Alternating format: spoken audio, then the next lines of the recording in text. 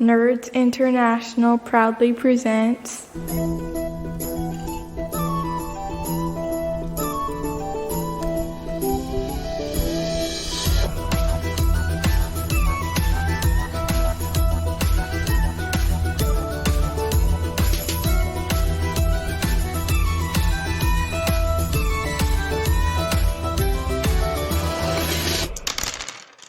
Hello and welcome to the 3TRPG podcast. I'm Harrison Hunt and with me is Nick Lamley. Hello, Boglins. This is an RPG show all about tabletop RPGs. It's a good day, isn't it? It's a good day to be alive. It's a good day to be alive in the capital. Exactly. So today, on today's show, we've got feedback, we've got What You Slayin', where we talk about what we've been playing, and we've got the main subject, which is going to be Alt by Venger, Satanis, and then we've got Dragon or Blagging. Then we've got Dragon or Blagging, the Gadgetarium, and Electro Letters, where we talk about the worst games you've ever played in. Yeah. So, let's do some feedbacks. Let's do it. Let's feed that backside. The feedback side. The feedback side. Yes, bitch, the feedback side.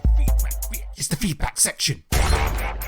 Yeah, we take your comments and read them out. Yeah, feedback, bitch.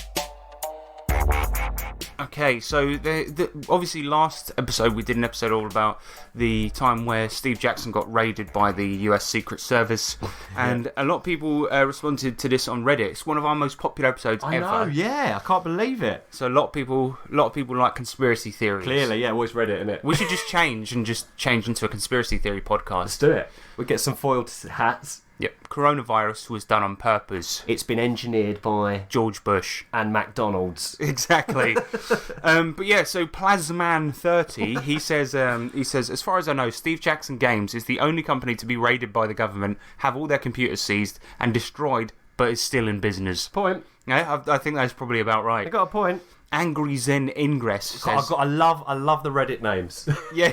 You know it's Reddit when you get into silly names like that's the sad thing, because we usually get our questions from like Facebook, right? Yeah. And we have to have these boring real names. Real people names. But now we got Angry Zen Ingress coming in. And he says, I remember it well. It's how my email address ended up on yet another list. Yeah, because it was really crazy, the amount of sort of trying to dig into like people's backgrounds the US Secret Service did, and did it terribly. Wow. So if you haven't listened to that episode, go and listen to it, because it's very interesting. It's Steve Jackson Games made a cyberpunk setting and got raided by the FBI. It upset a few of the FBI's, yeah. Yeah, FBI's joined the call. Speaking of which, Corp Boy comes in. He says, good talk. A good example of how the past can seem both absurd and everyone involved completely dumb, purely through the benefit of hindsight. Being old, I also heard a story at the time that FBI had targeted Steve Jackson Games partly because they had mistaken the Society for Creative Anachronism, a fictional society in Illuminati, as Society for Creative Anarchism. Oh dear. And thought it was a real terrorist organisation. That doesn't surprise me one bit. Creative anarchism. So what's that then? So no, it's not your normal anarchism. We keep it a bit more creative. Yeah, they don't blow stuff up. No.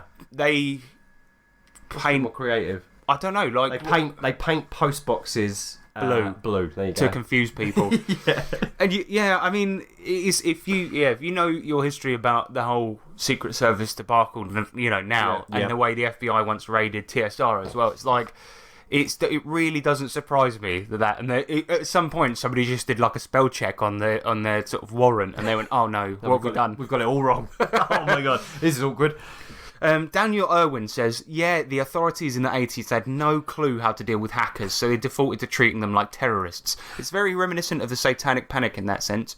Problem was, you had a bunch of people doing something completely different to what the FBI and others had seen before. They didn't understand how computers work, let alone what hackers were doing with them. Check out Kevin Mitnick as one of the original freakers, which I think is another word for hacking. It is, yeah. Freaker! I looked it up back in the day, and I tried for about 5 minutes to do a hacking, and I just gave up. Did you not do a hacking? No. No, I don't know how to do a hacking. But if you are interested in the Satanic Panic, go check out our old episode. Yeah, that was at the beginning of last year. And it's a good one, man. That was the one produced by Nick, which is very good. Also, our new bloody product came out. 100 Weird Widgets. Yeah. It is a catalogue of 100 sci-fi gadgets for your game, ranging from useless to absurd to bloody powerful. And It's called 100 Weird Widgets, and obviously the 100 is spelt with numbers. Go and look that up on DriveThruRPG now, advert over. But we got a couple of feedbacks in, and it's pretty funny because the first one is from Owen Lean, and he says, worth it for the shot bun. Now, if you don't know what a shot bun is, I'll read the next feedback. Haptius Angst, a Reddit user, says, I grabbed it. It's got a shotgun donut. Fantastic. Yeah, I didn't know someone else referenced the shot bun. That's becoming a popular Really item. a favourite item there. So excellent. We'll talk more about the product later on in the show, and you'll see why, ladies and gentlemen. But go out and buy that if you fancy. It's £1.50 for 100 gadgets. 100 gadgets in your game. We got our first 5-star review for this product on DriveThru, which is absolutely lovely, from Ryan W. I think I know who that is. Yeah, it might be Wahab from the Patreon. He's a good guy. Good guy. And he says, really love this supplement and perfect timing too. My friends and I are just starting a modified Space 1889 game. Sounds cool. And this is the perfect addition. Some silly and fun stuff in here suits our style perfectly. Well, we are happy to have helped. That's good. Yeah. Really cool. I'm really chuffed. And I was pretty pleased with how the product came out. And I hope too, mate. Hope that all of our loyal fans, well, let's call them listeners, they go out there and buy it, because it's actually very proud of it, and it's got, if you like absurd and you like powerful and you like weird, we've got we'd love to hear feedback on the look of the products as well, because H has tried his hand at a bit of layout, and I think it went out really well. Actually. My first time ever doing layout. I think it turned out nice, but be gentle. But let us know, because obviously we're always going to like it. But don't say if it's bad. If it's shit, don't let us know. Because it really hurts our feelings. Yeah, we get really upset. All right, let's get into what we've been playing. Oh yeah.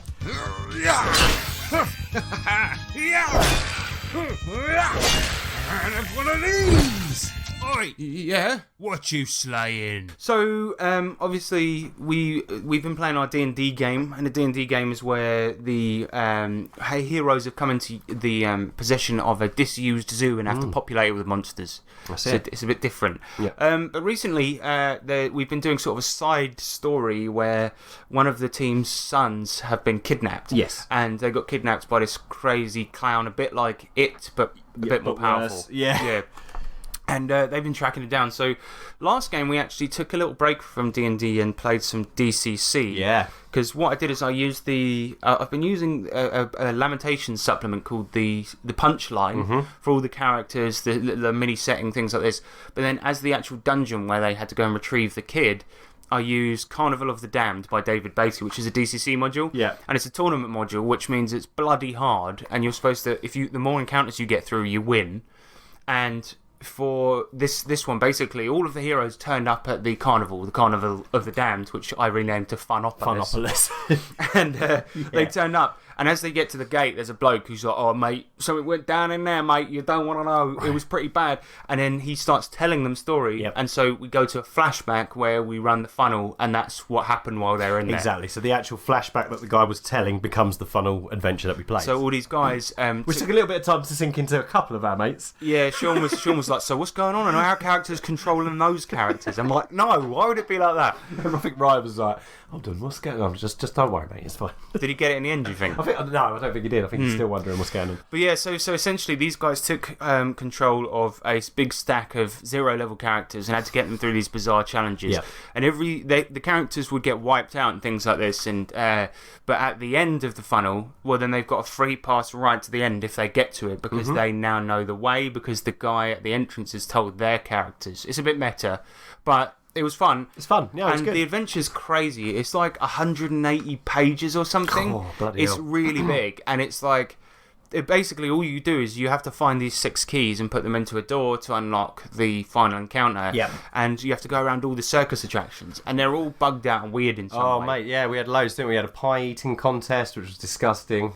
Yeah, no, you didn't go to the pie. Oh, no, we it was did. that, wasn't it? Huge, that huge. We had to guess her weight, didn't we? Yeah, you have to guess the weight of this gigantic woman that's 1,000 pounds big. 1,100 pounds. 1,100. These guys were guessing like 3,000 and things like this. She ate all our weapons. Yeah, every time you fail a guess, she eats your weapon, and you get one chance to ask per player, not per character. So we had about 25 characters on the table. But there was a bone coaster as well. We had the bone coaster, It's a roller coaster made of human skin and bones, and as you're going around, these monkeys with paralysing stings. Scorpion stings. Yeah, they tried to paralyse you, and obviously if you fail, you get flung off the coaster because you can't hold on. Which is what happened to one of our guys. What was his name again? Something Sweet. Tony Sweet. Tony Sweet. He was a wagon salesman. Yeah. What about the monkey that missed and then ended up stinging itself in the forehead? Yeah, because on TCC, obviously, you roll on a fumble table if you get an actual one, and I did. And then it was like, foe hurts themselves. And I was like, so he's got... I mean, realistically, the monkey would have been immune to it, but I was like, fuck it. It's more funny if he stings himself to death. Right through the head. Yeah. That was awesome. Good. We had one where we rolled up to a big tent, and it was a tattoo parlour, and it all went a bit wrong. We ended up burning it to the ground. That was actually really funny, because what it is that this tattoo parlour, some of the people in the carnival want to be there, and some of them don't. So this tattoo guy, he's like his old tattooist, and he's being forced to be there against his will. Yeah. And when you enter the tent, there's 3 guys in there that like a giant muscly clown, like looking like Bane. Clown being tattooed. Yeah, and then 2 other little ones, right? And the encounter, basically, the way the flavour text reads, it basically gives you a surprise round. And these guys fucked up so badly, because James's character, he had a character that I had like 3 intelligence. So he just goes, "What's going on in there then?" Really loud. Everyone went, Midway through, everyone was planning like, right, what should we do, guys? He's like, "What's going on in there then?" Obviously, the big guy comes out swinging, and then somebody just chucked a lit lantern into the tent. Yeah. And the tattoo guy's a nice guy. He gives the party magic tattoos and stuff, but they basically just burnt the tent down. And he was like, "Oh well, this is how I end then." One of the players, James T, he asked me, he's like, "Right, what does it look like?" And he's like, "What shape is the tent?" I just drew a circle on a bit of paper. Do you remember? Because we were playing Theatre of the Mind. And I was like, "Mate, it's a flaming tent. What more picture do you need?" It was a flaming collapsed tent as well, because somebody took the pegs out. I did, I cut the guy ropes, So then it ended up falling on them, and they just burnt to death, or we just started stabbing anything that moved in this kind of burning tent. Yeah, so the tattooist is supposed to give the guys magic tattoos, and I thought, because it's such a cool thing, I just let them use is there anything needle left in the embers? Any keys? You're like, no, but there is a needle. We're like, okay, cool. Yeah, and then fucking it was really good, because James Clark actually walked off on his own at one point and went to a different exhibit, and in this exhibit you can put coins into these slots, and these snakes, it's like a snake pit, and these charmed snakes give you presents back, and each one is a really cool magic item, but they actually sort of hurt you at the same time or do something. So one of them, I can't remember what it was like a hat or something, he puts it on, and then immediately his sort of voice changes, and he gradually changes into a funny accent. No, it's his boomerang. Yeah, his boomerang. And then he got another one which made his teeth grow gigantic. Oh my god, giant bunny teeth. So suddenly he's talking like that with giant teeth. Yeah, and then he tattooed himself, and this is really dumb, but he tattooed himself on the tooth, which wouldn't work, but it was a magical tattoo. Yeah, so it's fine. And it ended up being a clown, so he's walking around with this giant clown tattoo on his buck. Like ridiculously buck teeth. What I like though about that adventure, I mean, it was ridiculous. Obviously, funnels are fun because you just have people dying left, right, and centre. Mate, Dr. Face just got melted. Yeah. We found out he wasn't really a doctor. Yep, and there was so many funny like characters and cool moments. But that adventure is great because it's literally like 30 different encounters, and some of them have multiple shit in it. Like there's one called the House of Stalwart Minds. That was brilliant. So that was almost like it was a mind maze, wasn't it? We had like 3 stages, and the first one was like a riddle, which I had no idea what it was, but luckily one of the guys knew it straight away. Then the second one was there was a crossword appears on the floor. That's right. And you've got like 5 minutes to find 9 words. Actually, there are specific words you're supposed to find, but there were some words that got in there accidentally, like man or... You was letting them go. He was like, die. And he's like, yes, right. Yeah, because I was like, I didn't want to be like... Because at the beginning... some of them, Jester. And the flavour text says, you must find 9 words or something like this, and I was like, I didn't want to then, retcon it and be like... Yeah, but that's not the right word. Yeah, do you know what I mean? It's a word, but don't work here. So they did find them pretty quickly. If you get a word, yeah. But yeah, like loads of the encounters are like that. So you've got like ones, say for example, the Bone Coaster, which is a single encounter going around on a roller coaster, really or good. You've got the pie eating contest. Oh, we had the love tunnel when the zombies come out. Yeah, there's that as well, and there's all things like that. But then there's some that have multiple encounters, like the petting zoo that you guys didn't actually go to. Oh, we've got to, yeah. It might come up next game, but I don't care. I'll spoil a little bit. It's like, for example, you've got loads of different pens with the different animals in it, and different shit can happen. So there's a transparent cow in there who has transparent skin, of course there and is. you milk it, and it's got 8 different magical effects. Oh on my the milk. god, that's so cool. But the thing is, the players obviously in the game, they don't know where the keys are, and that's what makes the adventure so good, because you're copping around from place to place thinking it's really good. And what was cool is the guys sort of figured out there was kind of a pattern that certain types of ride would give keys, whereas certain ones wouldn't. Like attractions often meant no keys, but rides meant keys. Absolutely, and it was really good. I enjoyed it a lot. I changed it a little bit. Like the ending was quite different because basically they get there and they have to fight this horrible like old one, like Cthulhu type monster, and everyone went either mad or died instantly.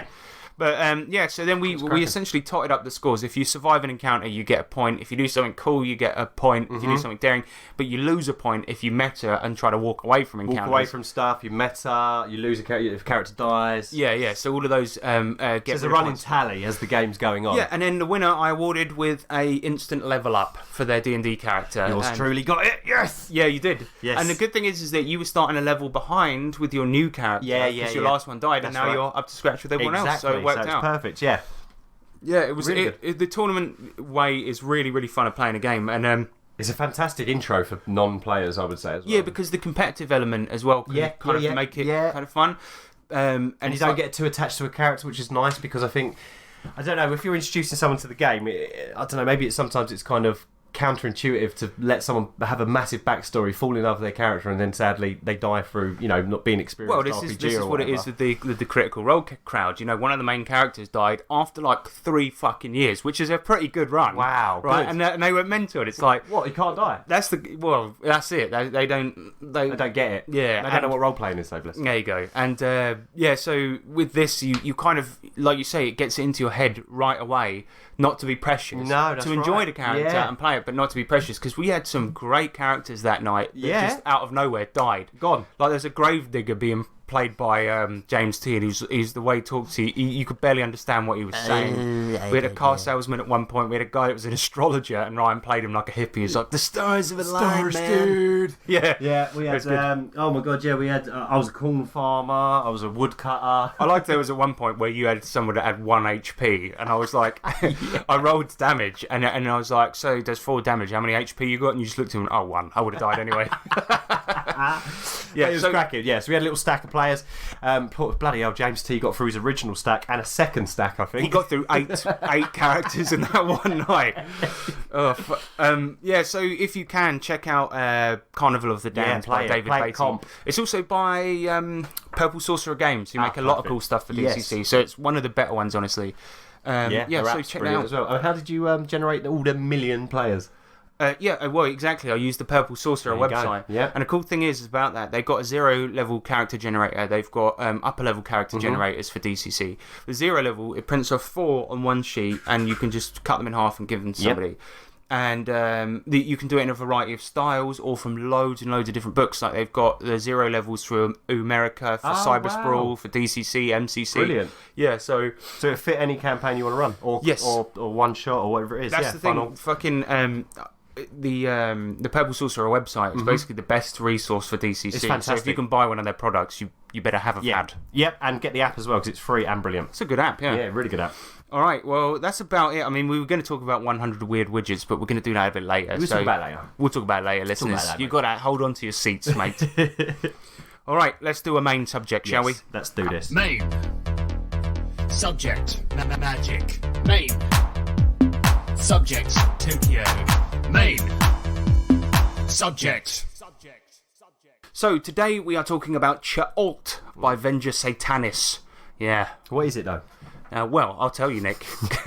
Take 2. It's a gonzo eldritch science fantasy world focusing on a mega dungeon, the Black Pyramid. Ooh. It's compatible with OSR games and 5e, and according to the author, the Black Pyramid is like nothing you've seen before. Unique design, purpose, feel, magic items, NPCs, monsters, factions, motives, agendas, strangeness, and the works.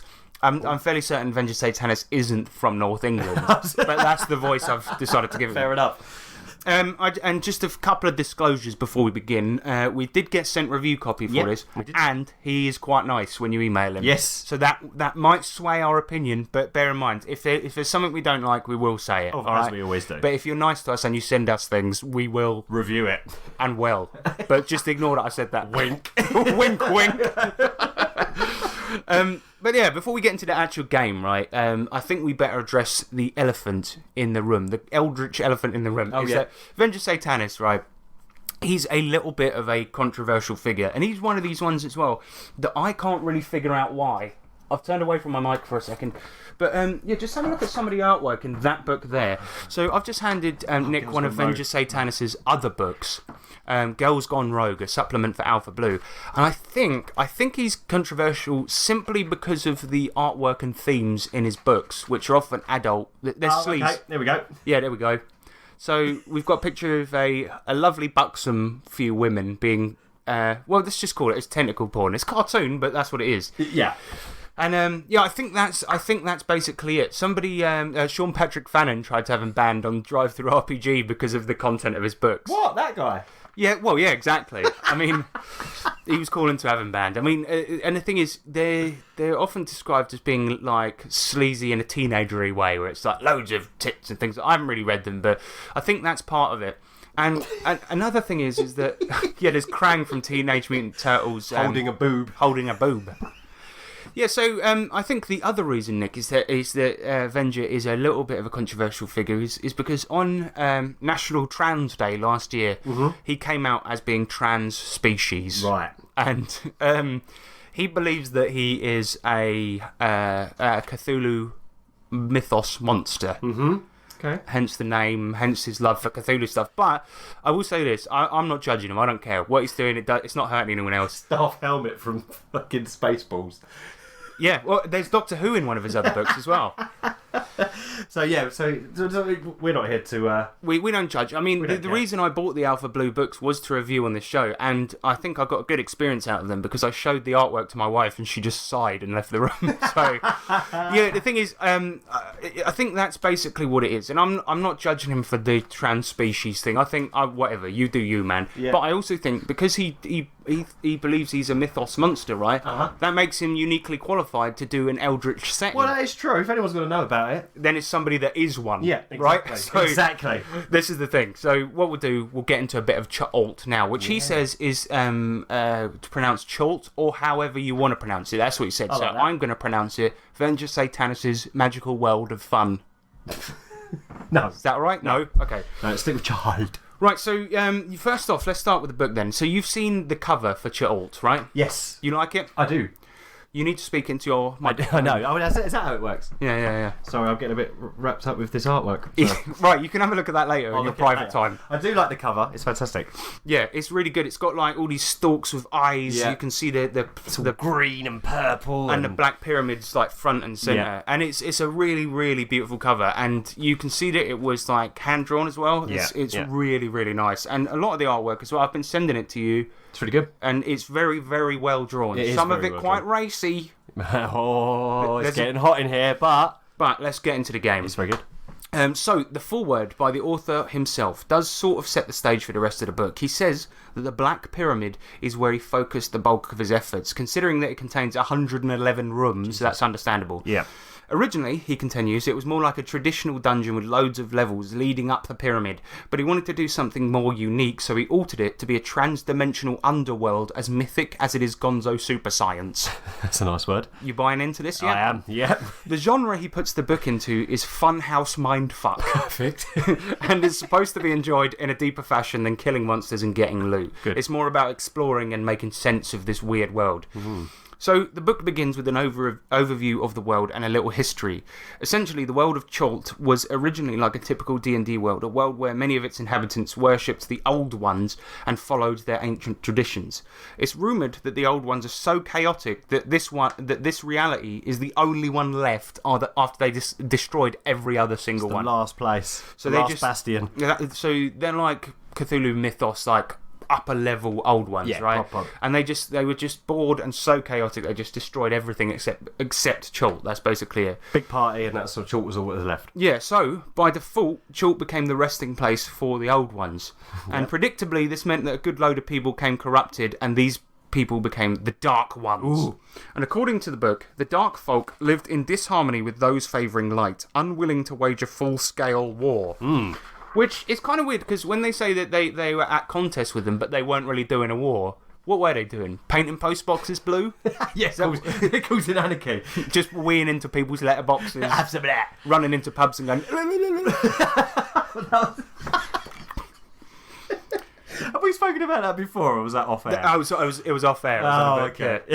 Anyway, for the next 1,000 years, the Old Ones slept, and they were so wiped out from utterly destroying billions of realities that they needed a nap. Understandable, yeah. During tuck it out, wouldn't they? Yeah, all of this destroying of realities is very tiring. Very tiring. I'm going to sleep in my cave. For 1,000,000 years. Goodbye. During this time, a new age, the tech age, started. People forgot how to use magic, built domes over their futuristic cities, and even welcomed aliens into their lives. However, underground, there was a bunch of really bad shit going on. You see, as the surface dwellers prospered and invented the toaster, the Dark Ones and all baddies went underground. Now, this happened to be where the Old Ones were sleeping, so having learned some bad magic from demons, the underground baddies started to wake the Old Ones up. And upon awakening, the Old Ones are really angry, right? You wake me up now? And everyone's forgotten them. Oh, shit. And instead of practicing ancient traditions and dancing around a fire, everyone's now obsessed with Twitter and television, called vid screens in this universe. Oh, nice. So what did the Old Ones do? They went bloody mental. Of course they did. Along with the help of the subterranean races, they all rallied together and just fucked shit up, destroying domed cities, smashing up people's faces.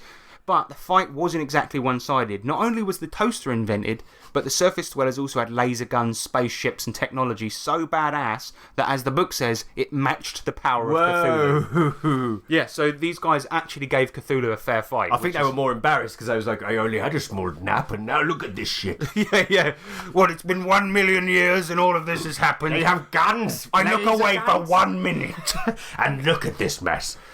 Yeah, so the war went on for a while, but eventually the surface dwellers won out. Barely, but they still won. However, the battle was so huge that the world was left barren, animals and plants were now scarce, and the planet was left magically depleted.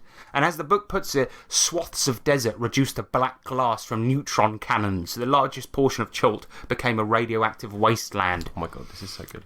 It is cool, isn't it? Yeah.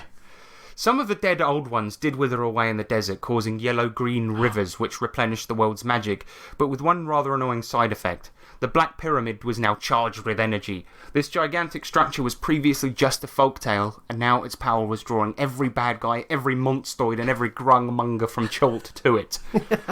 So now the world is in the Obsidian Age, where science types rebuild cities, brave folk adventure into the radioactive deserts, and the world is in a continual lawless state.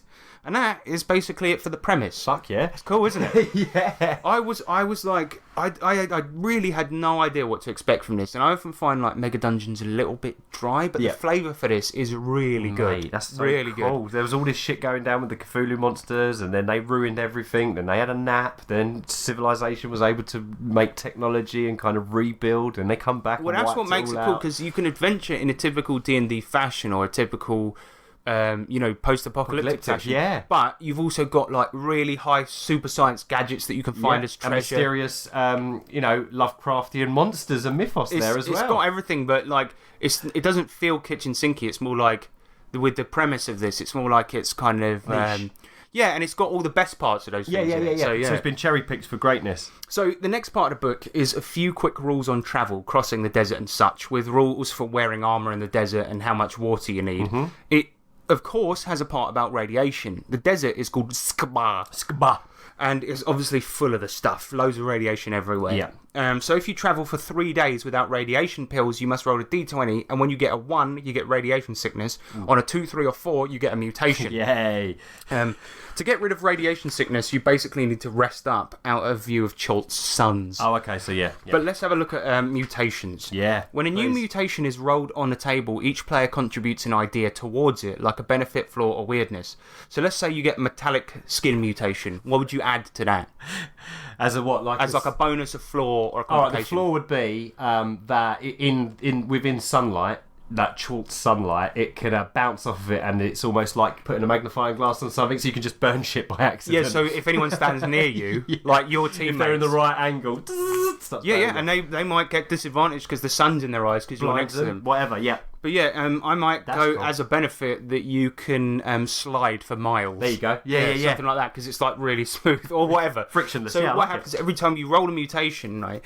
there's a table of, I think, about 30 or something like this. But the thing is every time you get one, you might get wings, I might get wings, but everyone will contribute something different. So you could have the flaw that they don't work, but then you could have the benefit that you can still glide. That's you know amazing, what I mean? yeah. But everyone contributes something. So if you're playing with 6 people, they're going to be somewhat complicated, or you could just pick 3 people and say, exactly. That's cool. I like that. Really, really cool. Yeah. And there are other mutations aside from metallic skin, like Kuato, where a smaller humanoid now lives in your body, or eldritch glyphs covering your body, or an animal face. Pretty cool. So the eldritch glyphs, you might say something like, well, now you've got these tattoos all over your body. Yep. Everyone knows you're dangerous, but you can do cool shit. You can do dangerous shit, but it's written all over your arms. Exactly. Yeah, that's cool. The next part of the book is all about the main locations in Chult. Now, one thing I should mention from here on out is that one of Venger Satanis' favourite things to do in his writing, and something he addresses at the beginning of the book, is he likes to include pop culture references, so that he can make something vaguely familiar but still weird and alien. Cool. You see what I mean? Yeah, I so like in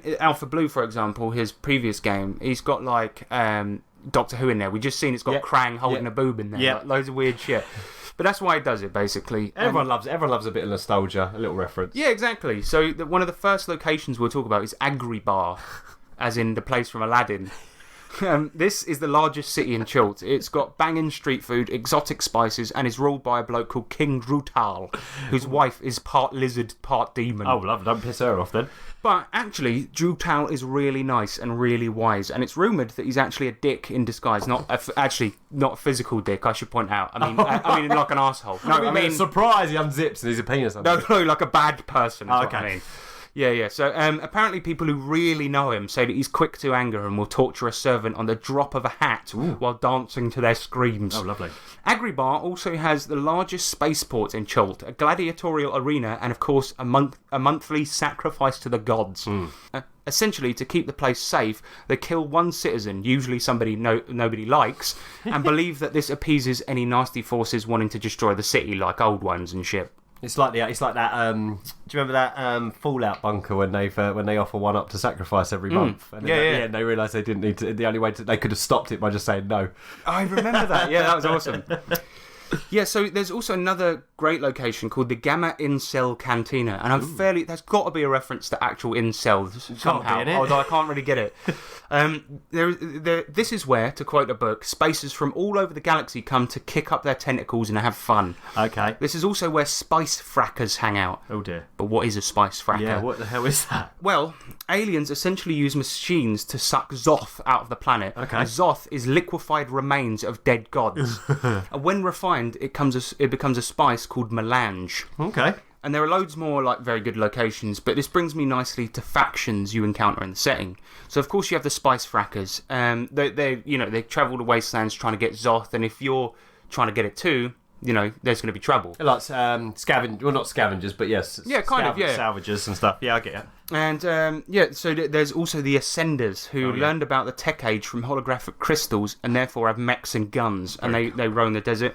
There's hunter-killer droids, robots of unknown origin that roam the desert killing any humanoids, and there's the Death Stalkers. And this is basically a term used for gangs of humanoids that attack people weaker than them and steal their shit. Okay. But given that the Death Stalkers typically go for people who are travelling through the wastelands and spend a lot of time there, they're all mutated and deformed. So you just get attacked by people that have got metal skin, wings, eldritch glyphs, animal faces. Oh, well, you don't want to go out there and knock about them guys. Exactly. Jesus. But let's not forget one of the main factions, the Dharma Initiative. What? Yeah. I mean, I find it pretty funny that... That's from Lost, isn't it? Yeah, in 2020, he's referencing Lost. Yay. Somebody's got to keep it alive, man. I mean, we're big Lost fans. Yeah, we are. Loved Lost. We like it. God. But I can imagine somebody looking at that and being like, what the fuck? That was 10 years ago, man. Is that even... Maybe more. I forgot about that. No, yeah, you're probably right. Over 10 years ago. So yeah, when I said Venger reference pop culture, I didn't say it had to be relevant pop culture. Fair enough. The Dharma Initiative are time travellers who tried to change the events that led to the destruction of Chult. But let's talk about Monsingtons. AKA monsters. They're not called Monstingtons in there, right? No, they're not. You got sandworms, you got alien dinosaurs, you got giant spider droids, you got Cthulhu mythos type monsters. It's a short bestiary, but what I like is that the monsters are statted simply, with just the info you need, which makes it easy to note down into your campaign book. Now, there are more monsters later because you get new ones in the dungeon. Okay, yeah. But as for a basic bestiary for shit outside the dungeon. Roamers, yeah. Okay, That's what you got. It's short but good. Yeah. Yeah, and so all the stats that are listed for each one is just AC, HP, save bonus, attacks and damage, and then a small box with relevant special abilities. Nice. That's it. Yeah, that's nice. all you need. Now, the Monstroids include what type of treasure you'll find on them as well, and sometimes the treasure is random. So the book has a helpful Diamonds in the Rough table, which contains some loot. You may find a gumball machine, a giant plastic donut, or a magic item like the bilious green death ray wand. I think how that works, I can't remember, but I'm fairly certain it spews out green bile. Lovely. Yeah. And melts people. Yeah, with the death. Death. Yeah. So next up we have a section called Particulars, Oh, yeah. and here the book details some new elf races native to Chult. To give an example, there's the Midnight Elf. They get advantage on all stealth rolls because they're good at blending in with the shadows. Okay. And are weak whenever they're in sunlight, so they get disadvantage on everything. All right. Which I think is really harsh. Well, that's harsh, yeah. But then You coming out today? No. I guess that's kind, because let's say if you were playing that or a vampire, you could just say you start to melt when you're in the sun. Yeah. Disadvantage on everything, I guess, is better than not being able to go out at all. At all, yeah, exactly. Yeah, there's also the Sky Elf, who have purplish red skin, and they get advantage on opening attacks in a battle as long as they initiated the battle. Okay. So, yeah, if you're at a bar, if you're at the in-cell cantina, you're chatting, and suddenly the guy goes, fuck this, the talking is over, then they get advantage on that first attack. Pretty cool. So, pretty handy, actually. Yeah. So, in this same section, a particular section, it also explains new crit failure setting rules. So, in Chult, a 1 is still an auto miss, but you have to roll a 1d6 on a chart to determine the effect. Ooh. So, it's like a fumble table. Yeah. For example, you may accidentally hurt yourself, or your opponent gets an attack of opportunity, or you drop whatever you're holding. Sort of basic stuff. Yeah. Then we run into some scenarios. So basically, at the beginning of the book, Venger explains that rather than going for the main event straight away and going straight to the Black Pyramid, the Chalk campaign starts with a few smaller scenarios before the PCs take on the Black Pyramid. Get a little taster. Yeah, exactly. And the first one is Beneath Kradumek, City of the Purple Demon Worm. Nice. This city is controlled by a giant worm that warps people's minds and makes them enact its will. Essentially, there's a dungeon beneath that city that supposedly holds the secret to resisting the worm. Ah, okay. And in the city where he lives, like, because everyone's being controlled, everyone walks about silently the whole time and just does his bidding. Yeah. And so you go in and you have a chance to, like, try and find the secret behind resisting that and setting the people free, which I think is cool. really fucking That's cool. really cool, yeah. But that's basically the adventure. It's awesome, and it contains some great encounters like the demon cat snake, or as it's also called, feline Serpernus. Pretty cool. Upon killing this, by the way, you get a bunch of treasure, of course, including a didgeridoo. Nice. That's what And I need. I'm not sure what business a cat has with a didgeridoo. Yeah, it's true. But fuck it, he likes it. There you go. But anyway, spoiler, it turns out the worm beneath the city is frozen, and thus starts the next adventure. You go inside the worm, encounter a fully intact pirate ship and its crew, along with a bunch of other stuff that the worm once swallowed. And that's adventure 2. But the next part really cool. is all about Gamma Incel Cantina. Yeah. So next in the campaign, after you've done a couple of missions, you're expected, or the GM will kind of get you to go back to the Incel Cantina, and you hang out there for a bit. You spend a few hours there, and as I mentioned earlier, it's where spacefaring folk come to hang out along with spice frackers. But the cool thing is, this part of the setting can be used with Alpha Blue. So this is a location right. you can go to in his previous game. You can cool. go hang out on that planet, get some Zoth, the dead Cthulhu. Dead Cthulhu blood, yeah. Yeah, and that, I think that's a really cool nice, thing. yeah. The Gamma Incel is your typical sleazy sci-fi cantina, aside from being mostly invisible from the outside. But one cool detail is the patron table. So you can roll for people inside the bar, or the Gamma Incel map shows you where they sit, and there are 69 patrons. Nice.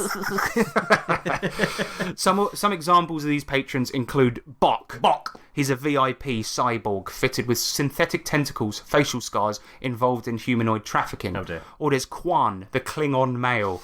Obsidian black skin, six-fingered, warrior, gay, loves hand-to-hand combat. I bet he does. And then there's Swekner, who's a fuchsia spider the size of a dinner plate. Of course he is.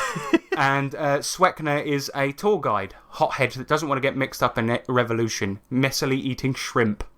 Spider eating a shrimp cocktail. I don't know, I like that, yeah. I like that he doesn't like. I like that he's hot-headed, but doesn't like to get mixed up in any revolution. Yeah. I ain't getting involved in that, mate. Look, I'm just a tour guide, all right? eat me shrimp. I'm busy eating my shrimp. Will you fuck off? There's also a banana alien with a penis head, but moving on. After spending a few hours in the cantina, a woman approaches. She's badass, surrounded by droids. She wants the players to retrieve something called the Sacred Sanguine Orchid from the sorcerer priest Thoth Amon, a serpent man who lives in the Black Pyramid, and thus we begin the Black Pyramid. Bit, right. Mm-hmm. The Black Pyramid is described as the obsidian jewel of Chalt's demon crown. I like this guy's writing. It's good, isn't it? Yeah. It's really evocative. It's silly and evocative at the same time. Brilliant. And also, yeah, it's fucking But you can cracking. get away with the silly if it's backed up with quality, and it seems exactly. so far to It be really really is. good. Yeah. But let me read this passage about the pyramid, because Yes. I think this basically perfectly describes it, and I was going to try and put it in my own words, but I just couldn't. So, it is the broken mind of a man and his piecing together of irreconcilable shards. Those who hope to discover the meaning instead found madness. The darkest impulses made flesh. In some cultures, those who dared trespass into the Black Pyramid were skinned alive for their blasphemy. In other cultures, journeying to and entering the pyramid was an initiation rite for warriors, priests, and sorcerers. Ooh. I just think that's cool. Yeah, that is cool. As is typical of a mega dungeon, though, there's a few tools to get you started. For example, it has a table to determine your reason for trekking across the desert, and some advice for starting the adventure, including a pre-made encounter where a group of attacking raiders happen to have a map to the Black Pyramid. Okay, nice. But you also have a rumour table, so if the PCs are in the cantina for long enough, they might hear something like, within the Black Pyramid is a chalice encrusted with gemstones from other planes of existence. They say one sip can intensify and expand a man's will throughout multiple dimensions. So if that doesn't whet your appetite for adventuring, I don't know what Well, does. exactly. I mean, they'll be disappointed because all the other dimensions have been destroyed. Oh, but, that's the point. You know, But there you go. some rooms within the Black Pyramid, and another rumour is some rooms within the Black Pyramid are said to slip in and out of reality when the old gods stir. The worshippers of Nurakin must camouflage themselves if they are to survive the awakening. Ooh. So little rumours like that. It's pretty cool, and it gives reasons it gives players a reason to venture in. You know, if you're just starting at the Black Pyramid and not doing the previous bits, just roll on the rumour table, and there you go. You start the game straight away. Yeah. There's also a table called While You Are Away. So if you spend any lengthy period of time exploring the Black Pyramid, you'll find things have changed when you come back. Wicked. So time in the pyramid is 3 times as slow. So for every week you spend there in the pyramid, it's like been 3 weeks outside. Wow, okay. And you roll on a table. So you might find to return your house has burned down, or your wife wants a divorce, or robots have exterminated most organic life in the region. These are just some of the things on the table. That's really cool, as it keeps the real world fluid and moving while you're doing whatever you're doing. Kind of, because I find that obviously Mega Dungeons, a big part of it is exploring a bit, using up all your resources, heading back to the inn. And this makes the heading back to the inn a bit more interesting. Yeah, because you might be, maybe you've been in there adventuring, done really well, got cool items, all you want to do is go back and rest, and you get back and there's robots everywhere. Yeah, and it means that the downtime and the parts outside of the adventuring are fun. Makes them interesting. Of course they are, yeah. Additionally, when you leave the pyramid, like as in when you actually come out, at any point you roll on another table, which determines another effect of the time dilation in the pyramid. Ooh. You may find a group of adventurers that look just like you are just a few dunes over, and when you go to chase them down, they're gone. I think that was a cool one. Yeah, I like that. Or one of the planet's suns may have disappeared. Oops. A pretty good one is where the demon lord Trumars is casually standing outside the pyramid and wants the players to go back in and find a rare crystal which will swap for his sword. This sword is like the it's like the mythos language, but it means obliteration. Nice. And it's a +5 sword that glows when demons are near. I like the way it's just casually standing outside. It's like, oh, you're here. I've been waiting here for a month. Look, anyway, fancy popping back in. Yeah, look, I know you were fancying a nice bath in the inn, but just Really cool But sword. one more thing. One cool sword. Now, if you think this game didn't contain crab raccoons, you're wrong. Good. If we look at the random encounters table for the Black Pyramid, they're right there. Good. Alongside caterpillar wizards, rat things, and fruit folk. Now, there's a bit of advice for running it, and in that, it says there are no coincidences in the Black Pyramid. The whole thing is made from evil stone, made from evil, so the players are going to see weird shit. Yeah. And they'll likely try to link it together somehow. And if they do, the GM is encouraged to go with it.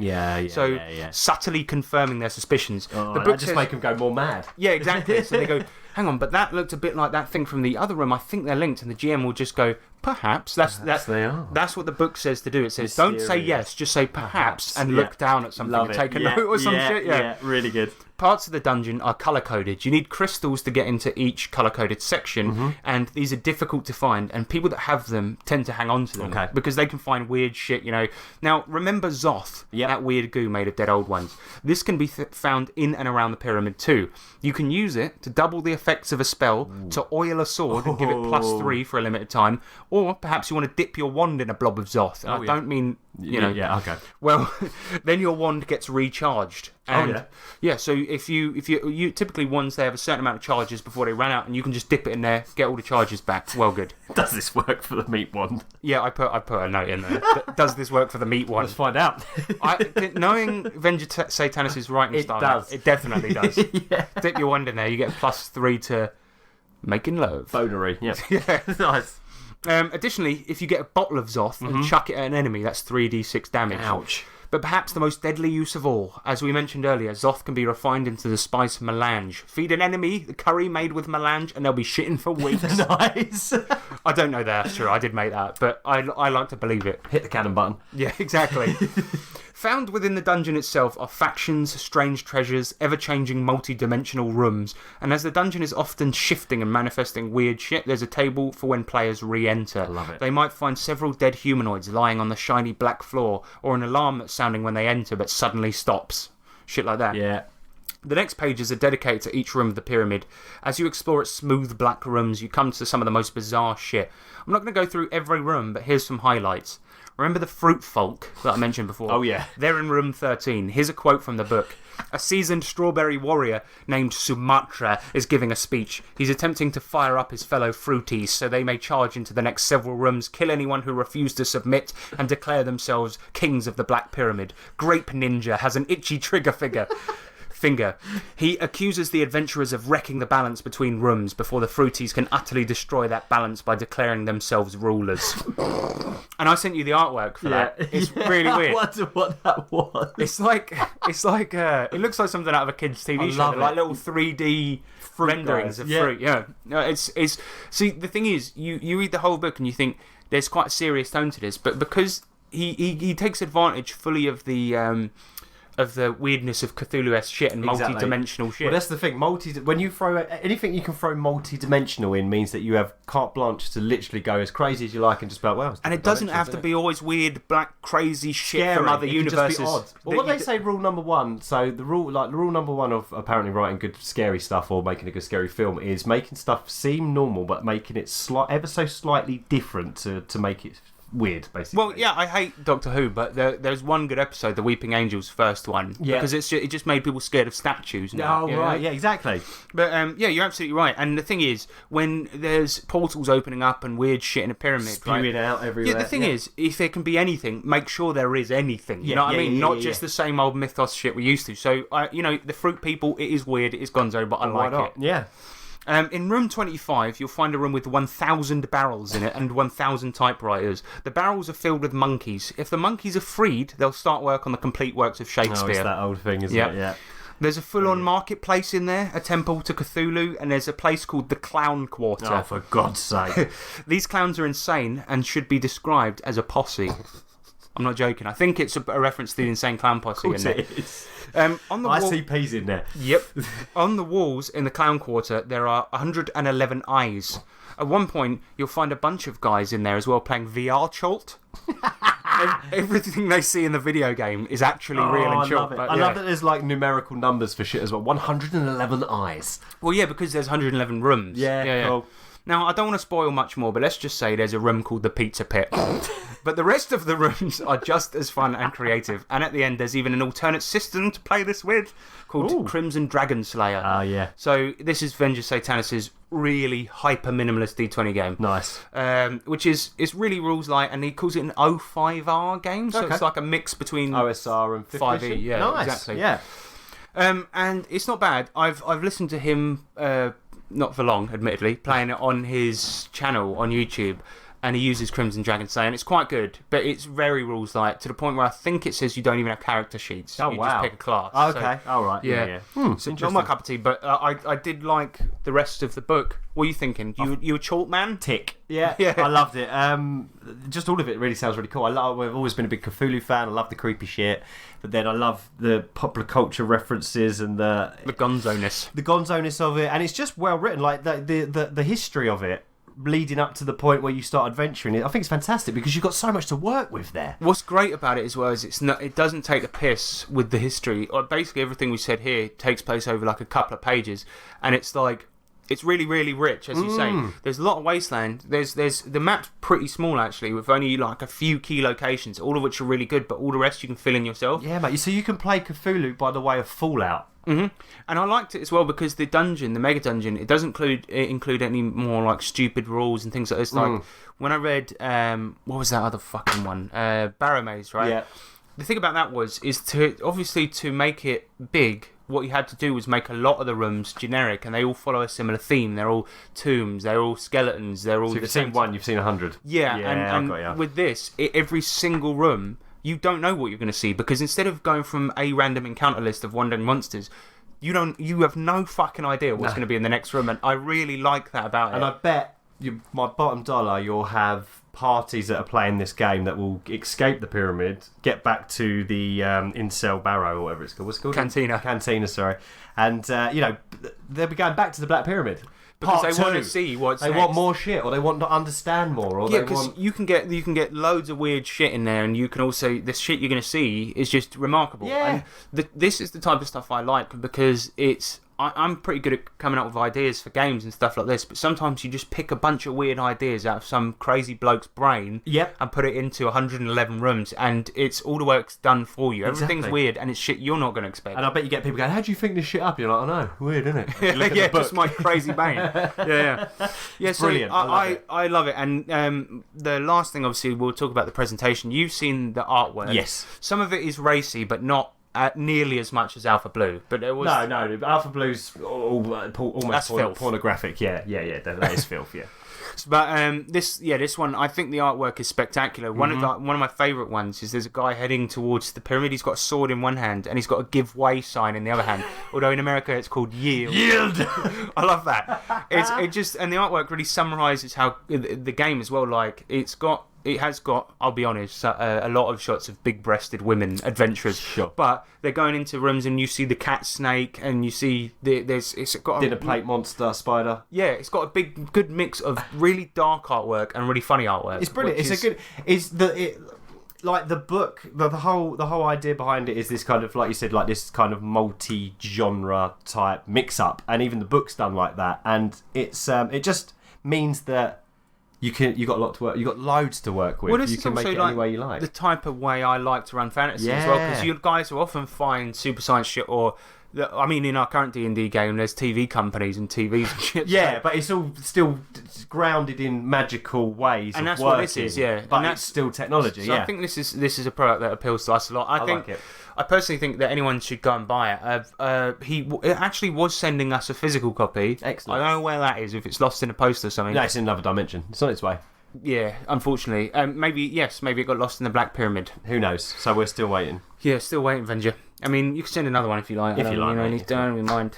Wave's tentacle. But you see, that's what he says. That's what he says on Twitter. So that's what you see now, listeners. If you send us your stuff, that is the level of positive review we can get. We actually hate the game. I'm kidding. That's a joke. That's a joke. I mean, how can you hate that game? Go and buy it. It's spelled CHA ALT. Yes. Cha'alt. Cha'alt. So go and buy that now. And whatever you've heard about Venger, don't worry about it. I mean, this looks like a fun game. And if you like rude pictures, check out Alpha Blue. Yeah, we'll be reviewing Alpha Blue soon. Excellent. Actually, one of our listeners invited me to, because he asked me on like a DM what we were reviewing next, I think, and I just said, I'm reviewing Cha'alt, and he's like, what's that? And I'm like, it's by the guy that did Alpha Blue, and he was like, oh yeah, what's that? And he immediately went and bought them both, and we're going to play in a play-by-post game on Discord. Yeah. And he changed my name, but I think I'm going to stick with this for my character's name to Flesh Gordon. Nice. Which I think is a really Flesh good. Gordon, that's very good. Yeah. Very good.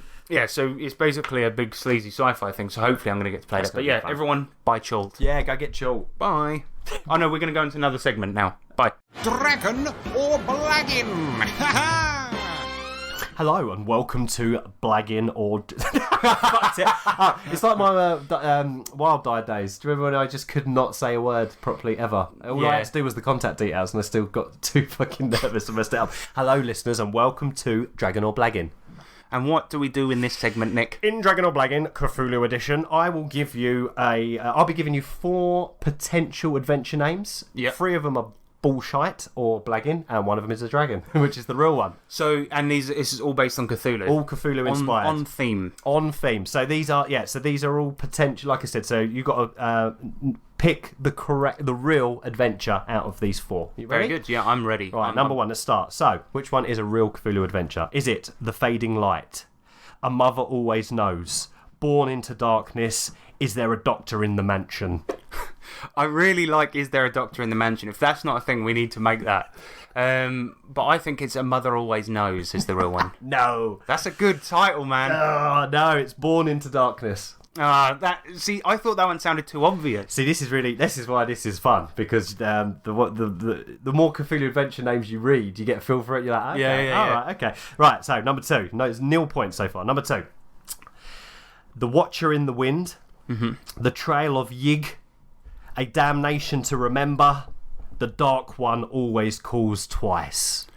Man, these are good. What was the third one along? A Damnation to Remember. Yeah, because I think that's what it is. Wrong. What? I suck at this. Or I just did really well. Yeah. The Trail of Yig. Yeah, that sounds... Oh, God. Okay, right. I'm starting to get a feel for this. Right, I'm going to get some points. I know it. Number 3. Go. The Brooding Hunger. Mm-hmm. A Rose from the Void. Yep. The Ancient Terror of Azeroth. Yep. Grave Secrets. It's not the Ancient Terror of Azeroth, because that's a World of Warcraft name. Is it really? Yeah, so I think it's A Rose from the Void. No. Oh my God. No, it's Grave Secrets. Damn it. Right, number 4, you ready? Yeah, sadly, yes. Is it A Wee Dram of Danger? The Beach at the End of the World? Yeah. The Oozing Despair? The Darkest Star Will Never Shine? The Darkest Star Will Never Shine. Nope. No, oh my God. Which one was it? A Wee Dram of Danger. Okay, I thought you made that up because I know you're into your Scottish type stuff. No, mate. No, A Wee Dram. So I found a cool website where it was Cthulhu Adventures by area. Oh, So right. it was all different places around the world, and then any adventure that's been set in there. And I was just clicking on random ones. One of them was a Scotland one. That's a great idea. Yeah. So sorry, mate. Still no points. I'm gonna The get last one. I'm going to get it. Right. Okay. Is it Drawn from Anger, Forged in Fear? Mm-hmm. The Night of the Jackals. Mm-hmm. Once Bitten, Twice Die. Nick went a bit cross-eyed when he said that. This Endless Night. Once Bitten, Twice Die. That's me. See, that's the thing. When this is a little tip for anyone wanting to write adventures out there, start with a name like that and then try to deliver on it, because that's really good. Once Bitten, Twice Die is amazing. Thanks, I thought it would be a good name for like a vampire adventure. yeah, that is cracking. We have none, mate. You got none. I can't believe it. I can't. That's it. That's my RPG cred in the gutter. Right, I need to write adventures for Call of Cthulhu, clearly. It turns out yes. I liked my other favourite one was the which I thought sounded really Cthulhu-y was the where was it, the which one was it, the beach one? Oh, The Beach at the End of the World. I like that. I think it's good. It reminds me a little bit of that crappy video game Death Stranding. Oh yeah. Don't at me. Don't at me. Thanks, mate. Well, that's why I did it this morning, not last night, because my brain was dead last night. I would have had toilet. All right, good segment, man. Thanks, mate. Let's do the Gadgetarium. Oh yeah.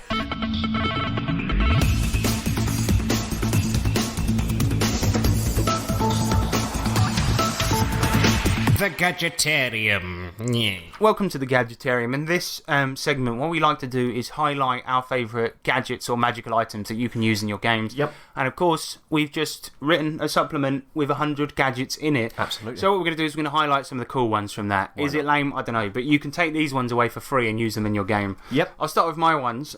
First up is the Mind Safe 5000.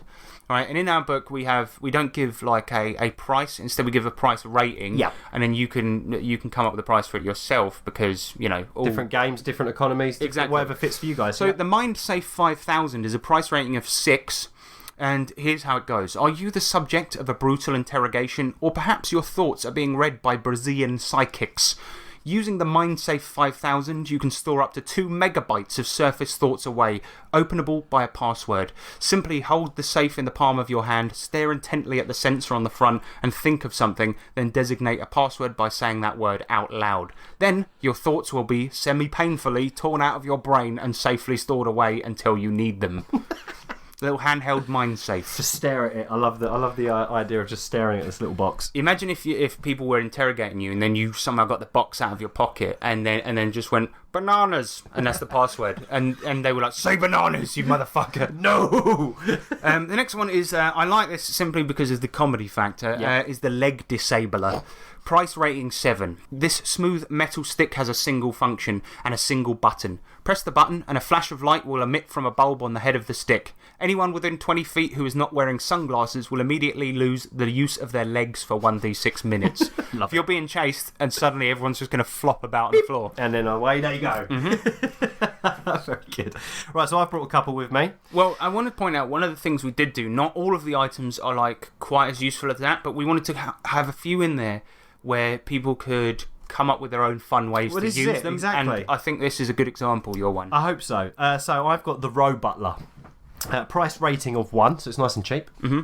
Okay, so this programmable tray on wheels is capable of accelerating up to 2 miles per hour. Wow. Use it to carry drinks or food-like substances into another room. The white begloved metal arm that is attached to the side of the tray has a single function, gesturing with an impeccable hand sweep. If you're attending a party away from home and want to impress, the Row Butler also folds down into a handy 1-inch cube and can fit away in any pocket, capable of holding a 1-inch cube. So it's a little tray with an arm attached to it, wheels on the bottom. It's meant to serve drinks, but so if you're a butler or if you're in the kitchens, you put the shit on that and then send it to another room. But what we thought is players can find uses for that by popping a grenade on it and driving it into another room. By the way, just presents the grenade. Yeah, the handle gesture and then boom, everyone's dead. That's got a price rating of 1, so it's a pretty cheap thing. Yeah, exactly. One use item if you're putting a grenade on it. But and speaking of utterly useless things, this isn't one. Okay, the next one is holographic ball in a cup. Price rating 2, so it's a little bit pricey in the Row Butler, but hey. The next revolution in ball in a cup technology, now with scorekeeping functionality and cheer sound on every successful cup you score. So that's it, man. I mean, if you're like fed up of regular ball in a cup, you go for the holographic ball in a cup. I mean, that's one I really can't think of a practical use for, other than maybe impressing a child. Well, I was just about to say, there might be a child emperor. You can always say to somebody, yeah, exactly, child emperor, or you can say to somebody, look, I've been practicing ball in a cup. It's only one way to settle this fight. Yeah, exactly. So that's just 4 out of 100. Weird and believe me, there are some pretty whacked out ones in there, like the cleaning mech who can fire a blast of jiff at anyone that gets in its way. Or the Port O'Brien. Yeah, there's the Port O'Brien, and then there's the Port O'Brien. It's a little can you open, pour it on the floor. You get a red shirt, basically from from Star Trek, and this stupid idiot will do anything you tell him. Or the microwave. Yeah. If you want to microwave an almond or a single pea, there's the microwave. So go check it out, please, and if you like it, let us know. Yes, 100 weird widgets. Check it out. Mm-hmm. Let's do some electro letters, shall we? Bloody hell! In the future, you will be able to send a letter or parcel from anywhere on the planet. This, sir, is the electro letter. So today on Electro Letters, we asked you for the worst games you've ever played, to tell us your stories. And we got some from Reddit, some from Facebook, some from Twitter, so we're going to go through them. First one comes in from Aerospider. Fucking love Reddit usernames. Yeah, it's good, isn't it? Username checks out. You've been on that one yet? No. I'll send it to you later. At a club's open day, 3 adult guys had set up a big exciting table of scenery featuring a city, fields, hills, forest, ruins, etc. They GM'd together for about 8 players at a time. Each player got a mini and a character sheet, but there were no stats, no equipment lists, and nothing by the way of character history or description. Wow. Just a name and a mini. We had to save the city from an imminent demon invasion by hunting the lands for a magic sword, magic shield, and magic bow, but the challenges were all horribly contrived. For example, in the temple, we had to select the correct 3 runes out of 22 possibilities, and in the correct order, while an unkillable thing chased us around the room without ever catching us. So Benny Hill style. We had literally no information to go by, and so eventually picked 3 at pure random, and it worked. The odds of that would be 1 in 9,240. He's done the numbers. Yeah. The big finale went exactly like this. Oh no, a big demon is flying towards you. I shoot it with the bow. Oh no, a big demon is shooting magic at you. I deflect it with the shield. Oh no, a big demon has landed right beside you. I kill it with the sword. Oh no, a big demon is flying towards you, and so on. Oh, fuck.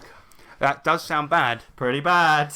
I hate... Well, because I played in a game once... actually, I'll save mine, because mine's quite similar. Okay. My worst game ever, and I'll save it, and it's very similar to that.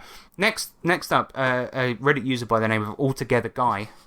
He says, the rest of the party wouldn't let us stop planning. We needed to speak to the boss of a warehouse. We could just open the door and go in and speak to him, but no, it's D&D, so it's got to be more complicated than that. What if I go around the back, then you around the front before going around the back, and then you go around the front and go around the back while I look through the front to see if you're at the back, looking at me at the front before I go around the back again. After about an hour, and any actual I do this being negated with wait, we should plan for this instead, I said it was all stupid. What I like is the Altogether Guy. He's very polite about that. I was expecting him to say, after about an hour of this rubbish, I got up and walked away. And he just went, this is stupid. And then everyone went, agreed. Agreed. Oh, bless him. We got Vesso M. Yep. More than 10 years ago, the DM, D&D, created a scary atmosphere, and just when we bought it and started freaking out, he told us, it's just a freaking CR1 wolves, you noobs. Like, what's the point of building up all this atmosphere? He's like, right, you hear something stalking you. You see these glowing eyes in the woods, and as you run, you trip over some vines, and they're like, fucking hell, we're going to die. And he's like, it's just a wolf, you fucking noobs. Yeah, come on. They flipped the table and walked out.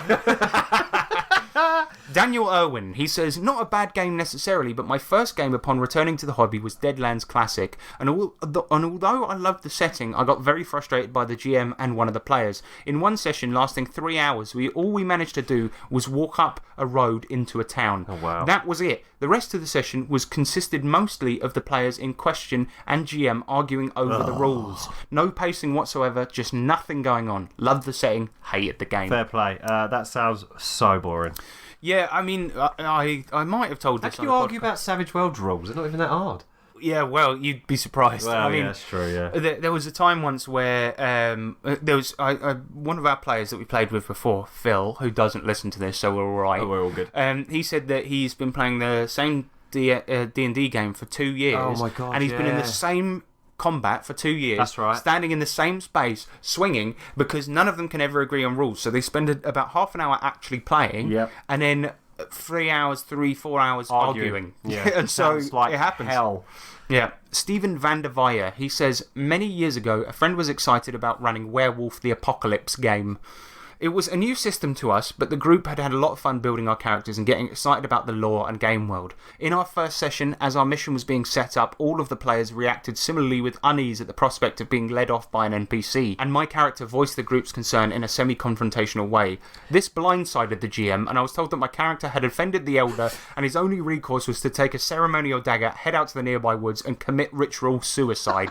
So that's what he did. Total playing time was about 25 minutes. He had something he did. He caught him off guard. Yeah, right, he's well, like, you go kill yourself then. Yep, you know, it's written in the ancient lore of the werewolves. You have to kill yourself, and then I like to think of the DM just sort of, when you close a book hard and just go, case closed. Goodbye, everyone. Good night. Poor bloke. Oh no, that Poor is bad. Steve. Lewis Pineda, he says, so many to name. Oh, he needs to come play with us. He really does. Him. On all of these ones where we talk about bad shit, he's always coming in. He's got loads. Yeah, but the top of the shit heap. But at the top of the shit heap is Amber. Based on a book or a book series, a friend thought it would be a good idea and brought it to the game night years ago. It's more of a group story writing exercise, no randomizer at all, and if someone has a better score than you, you simply lose. Sneak attack on someone with a higher fighting skill and you can't overcome it. They will parry or dodge no matter what. He insisted we'd go with the flow. Our group had no problem playing defeatist games like Paranoia or Call of Cthulhu. This was horrible, though. Yeah, that just sounds like you're not doing it properly. Well, Gotta have some it does sound like that, because I've heard of a diceless game system. I can't remember what the original was called, but there was a new version made by RPG Pundit called Lords of Olympus, where you play gods, and it's diceless, so it works like that. If you've got a higher score, you beat me, so the game becomes about levelling the playing field so that you can take their score down, so that you can beat them. Right, So it's okay. more about creatively overcoming stuff rather than actually rolling dice. That's so alright. If I wanted, let's say for example, I'm playing like a really tricksy god, Yeah. right, and you're playing somebody with a high fighting skill, I know I can't beat you. It's just a fact. You're a god and you're more powerful than me. So what I could do if I wanted to take you on a one-on-one fight was set traps, make sure that you're distracted, do things like that. I see. Be a bit And it more probably sounds technical. like this amber system, maybe that's what you're supposed to do. Maybe. But then I guess if you sneak up on someone and you've got the drop on them, it should therefore lower Balance their it skill. out a bit, Yeah, right? that's Yeah, what I'm exactly. thinking. They don't just automatically... Imagine every time you get a sneak attack and they just go, ha-ha! I know you're there. yeah, every time. Yeah, that's shite. Next one comes in from Sean Hunt. Warhammer 2nd Edition. Great subversive adventure where you start off fighting a dragon. The fatigued party then go to a hotel where the adventure really begins. Turns out the owners are doing a Texas Chainsaw Massacre and you are next. What a great concept for a fantasy game. Not when the DM tries to make a 2-hour adventure last 4 hours. Took half an hour at a convention to set up his laptop when we were supposed to be playing at that time, and not only that, he lacked any sort of enthusiasm and was oddly arrogant. Told us we couldn't do things and took the vibrancy out of what should have been a great adventure.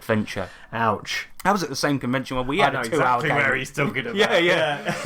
Yeah, supposedly, like, as well, there was a point in that game, because it was Sean and James, who've both been on this show before. Supposedly in that game as well, James's character was a surgeon, right? Barber surgeon. Oh, barber surgeon, yeah. There was a point where one of Sean's limbs was infected, and James goes, right, I'm going to just try and heal Sean's limb, and the DM just sort of blatantly ignored him, despite the fact he was the only one talking, and then just went on to someone else. So, what are you doing? You didn't like that then? Yeah. Oh dear. I remember hearing, because we record audio of our convention games often to use in the podcast. Yeah. I remember hearing some of the audio and it sounded really dull, where this guy was like, right, this guy lunges up to you, and one of the guys said in that, this is bad, but in the most nerdy voice I've ever heard, he went, you better back off or I'll run you through.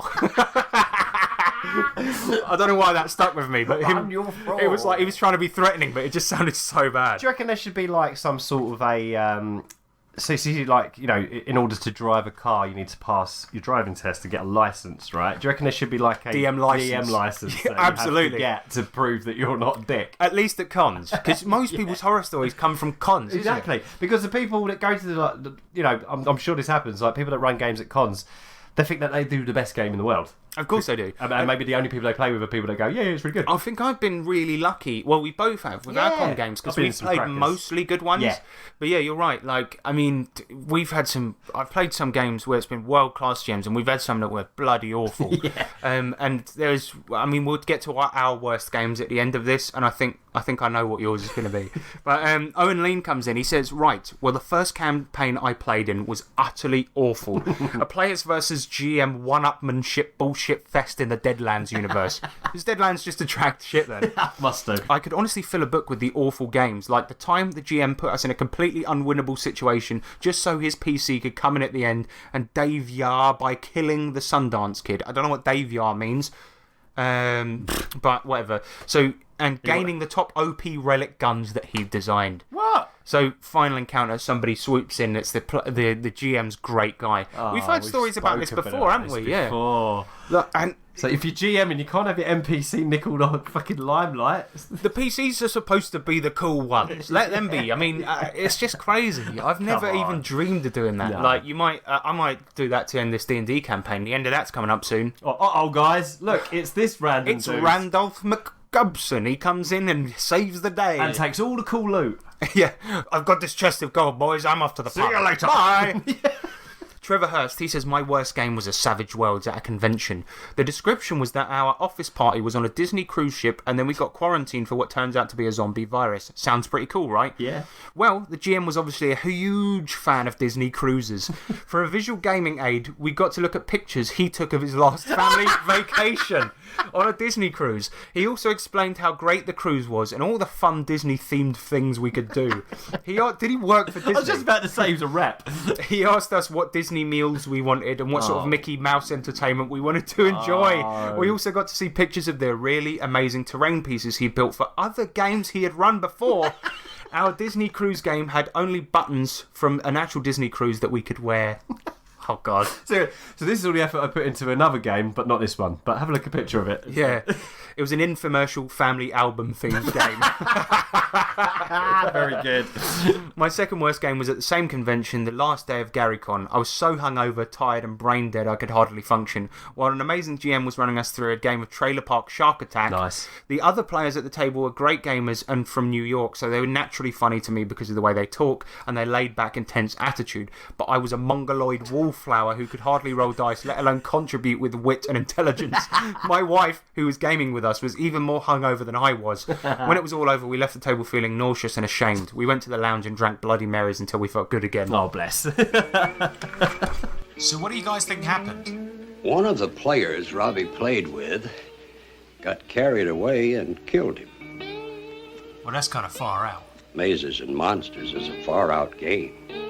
Swords, poison, spells, battles, maiming, killing. Hey, it's all imagination. Is it? Yes, definitely. I'll be talking to you. Alright, see you later. Okay, I saved this one till last because I just think it's amazing. So we're gonna do this one. This one comes in from Guile RSK, and he says recently played in a SpongeBob themed cyberpunk red convention game. Was hyped to be either Mr. Krabs or Squidward.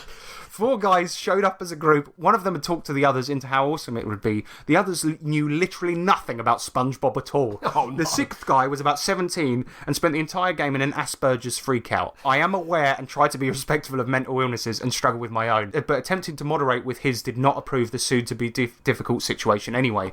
Krabs was an NPC and the kid took Squidward, so I was stuck with Sandy Pearl on Mrs. Puff.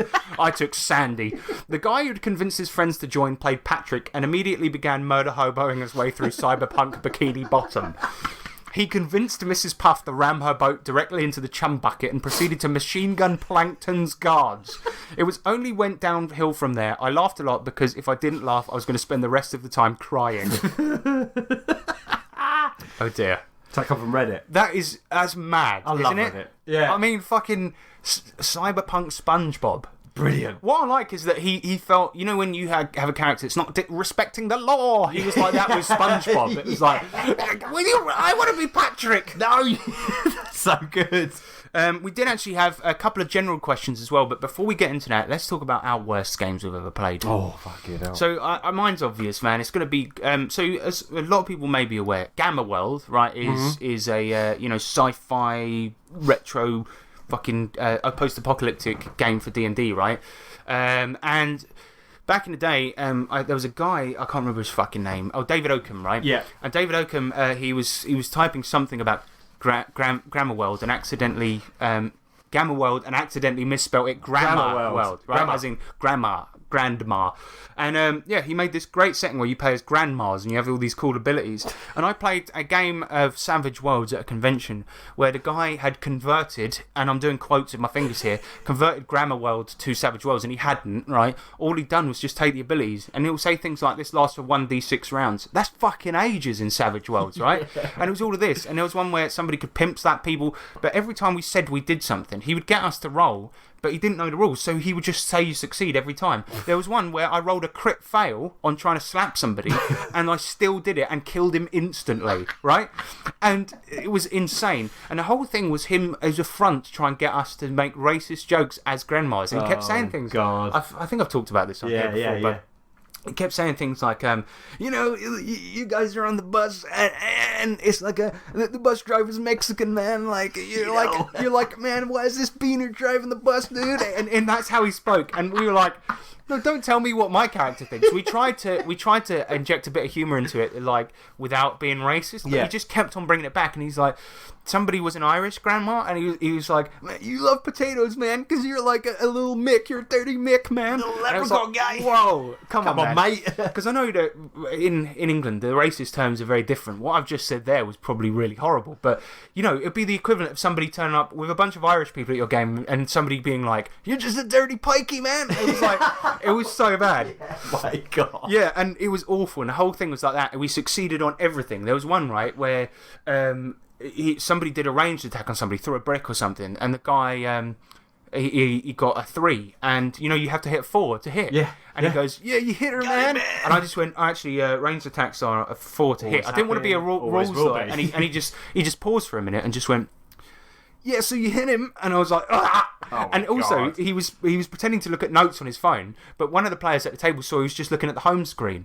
And obviously, the most offensive part of the fucking game was that right at the end, we had to venture into this cave and kill some chickens.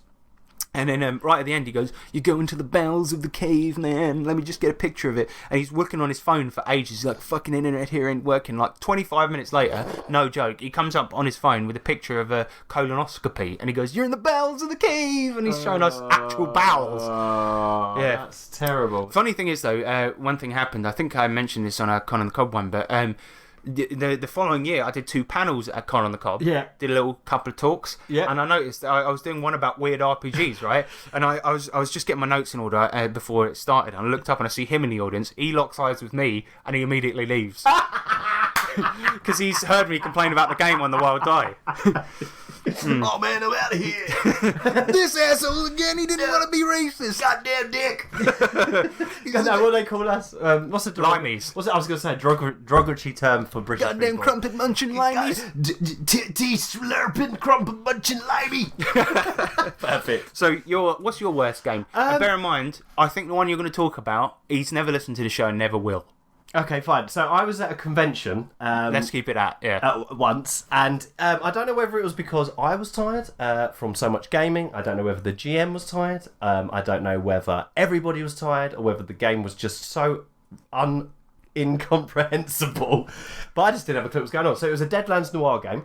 Mm-hmm. And that's about as far as I can go with it. I can't remember what happened. It was I've heard stories about it, and apparently everyone met up in the toilets in the break and spoke about it and were like, "Do you know what's going on?" And nobody did. What's happening? But what happened was, I think the adventure, and I've heard the talk from this from other people, was that you guys had to get a photo of somebody for a newspaper, right? Right. Okay. And then once you did it in about the first 5 minutes, and then the GM just went, "So what do you do now?" And everyone was like, "I don't know. I'll go to the bar for a drink," and you just spend the rest of the game just milling around. And there was some crazy monologuing going on. I don't know what was happening. There's a fight. I think it's fine to have downtime where you do shit, but maybe not in a convention game. Yeah. And oh god, you could have like a scene where you go, right, you're in town. What do you guys do? And then you build off of it. But it was very confusing. And apparently, right at the end, one player who's a guy in our group, Ryan, they were so bored that he went, "Just gotta tie up some loose ends." Swerved the car around and crushed a bunch of policemen. Yeah. And I remember you saying, like shooting people in the end. I kept seeing you look over at our table as well because we were playing. What was it? I Dark Overlord. Yeah, a really that's brilliant. Right. You lot were just all rolling up, and I'm like, I don't know what this is. We were cracking up, and over at the table, I just saw you lot looking really sad. And all I could visualise in my head was like, because it was so hard to comprehend, it was just like this bar that was just filled with mist because I don't know whether that was happening or whether that was my mental representation. I think it was a bad game because a lot of the people did attest to the fact that they didn't know what was going on. No, that's fine then. And I'd like to also add that I've played in other games with this GM, and he's fantastic. If he ever figures out who it was, he is an amazing GM. But we got general questions, so let's move on to that. Let's do them. John the Paladin, he says, "What's the weirdest YouTube hole you've ever fallen down?" Oh fucking hell! I've gone down a lot, my friend. Mate, I've been down so many. What's that one you were on about recently? There. Oh my god, Batavia. So it was like the largest massacre in Australia, or Australian massacre that ever happened, and it was like a Dutch boat that set off down, in the 1660 or whatever, set off to the West Indies and got shipwrecked, and 300 people had to live on these tiny islands and eat seals, and they started killing each other. It was insane. Yeah, I often get on ones like that as well, where you're on YouTube and suddenly you get a recommended that's like fucking... Because the recommended videos, it's really hit or miss. Sometimes they do a great job and you're like, "Oh, thank you, good. YouTube." Yeah, nice one. But like, I remember once the other day, I sometimes watch like creepy videos and then I get recommended serial killer ones. Yeah, and they're always interesting. Crime. Yeah, true crime. The weirdest one was I was like, I was scrolling down the recommended list and I saw a thing that was how to clean a grill in 6 minutes, and I thought that's weird because gone on YouTube about anything about grilling or anything like that, and I thought there's going to be like a joke to this, right? It's going to be a meme. And I sat there for 6 minutes, and I was about 3 minutes in, and I scrolled to the comments, and all of it was like, thanks YouTube recommendations. I didn't know I wanted to clean a grill, and now I do. Must have been a fuck up then. Yeah, and there was another one I've fallen down, and this is genuinely interesting. Recently, I got recommended a rapper called Viper. Have you heard of this guy? No, I've not heard of Viper. He is a man that is... He got out of prison, and he'd written so many songs that he just wanted to get home, lay them all down. Right. He made 247 albums in a year, right? Albums, not songs. Because he wrote so much in prison. Yeah, and they're terrible. They're terrible. Okay. And they're just called things like really memey names like Google Tech Support or I Created the Coronavirus. What? But his album names are really funny because there's one called "Y'all Cowards Don't Even Smoke Crack," and but it's not "y'all" as in YALL. It's spelled like you will or yeah. So you will cowards don't even smoke crack. There's one album he's got called "I Seen a Skull," which is a great name. But the songs are so weird. Like, Humble boast. I'll see the skull one. They're really weird. Like they range from just him speeding up a song, then rapping over it, but you can never hear what he's saying, never. And all of the videos were obviously green screened and filmed for something else because he's rapping. You can see him on there like dishing money out, but he's not. The mouth doesn't sync up with the song at all. It's something else. And it's really funny because over the years, right, he's made 247 albums. So if we are to just multiply that by 10, say 10 songs per album, then he's made 2,000 songs. And there was a playlist I found that was called Actually Legit Good Viper Songs, and there's 17 songs in there. But prolific, but one of the songs, the self-titled song, "Your Cowards Don't Even Smoke Crack," he's like, "Your cowards don't even smoke crack. What's up with that?" Yeah, good question. Good question. But yeah, Viper, man, look him check up. him out. Viper, it's utterly mental. I'm on that. Apparently, his business ethos was that he wanted to get as many songs out there, so inevitably people would end up buying them. And Well, yeah, he just wanted to saturate the market. entirely with terrible songs. Yeah, it's quite bad. Nice one, Viper. But yeah, that's it. That's the weirdest YouTube hole I've fallen down, or at least the most recent one. Yeah, there's loads. I mean, anything true crime. Oh god, don't get into like true The true crime top 10 lists are the worst. Oh my I god. There's that one. SCP ones as well. Anything SCP. I do like SCP. Yeah, but me too. there was one that we've stumbled across, and I'm sure loads of people have. Who's the YouTuber who talks like that? You remember the one that's like, if you saw this scary footage from a CCTV camera shows a ghost, do you think it's a ghost? Would you be scared if this came into your house? Or is it just a hoax? Yeah, the way he talks is You like... can't hear it. You have to turn him You off. always see the comments on it is always the scariest thing about this video is that guy's voice. It's so true, and it's like the titles are great. It's like 10 terrifying CCTV footages, and you always like, watch it, yes. it's like a chair movie in the middle of the night. Yeah. Fucking nightmare. I do the sound. I'd get that, but also with alien footage. I know it's all rubbish, but yeah, for some me reason too. I like to watch it and just see what standard the fakes have come up to nowadays. That's true, and also the ones that do genuinely scare me are the ones that are so they'll be filming paranormal investigation, whatever.